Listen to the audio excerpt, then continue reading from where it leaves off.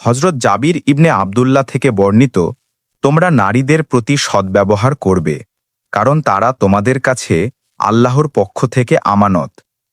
আর তোমরা আল্লাহর কালামের মাধ্যমে তাদের সাথে দাম্পত্য সম্পর্ক স্থাপনকে হালাল করেছ। তাদের ওপর তোমাদের অধিকার হল তারা যেন তোমাদের বিছানায় এমন কাউকে স্থান না দেয় যাকে তোমরা অপছন্দ করো। যদি তারা তা করে তবে তোমরা তাদের হালকাভাবে প্রহার করতে পারো, যা গুরুতর হবে না, অর্থাৎ মৃদু শাসন। আর তোমাদের ওপর তাদের অধিকার হল তোমরা তাদের সুন্দরভাবে খাদ্য ও বস্ত্রের ব্যবস্থা করবে। সহিহ মুসলিম, হাদিস নম্বর 1218। এই হাদিসটি স্পষ্ট করে যে স্ত্রীরা স্বামীর কাছে আল্লাহর আমানত এবং তাদের প্রতি সদাচরণ, ভরণপোষণ এবং সম্মানজনক ব্যবহার নিশ্চিত করা স্বামীর প্রধান কর্তব্য।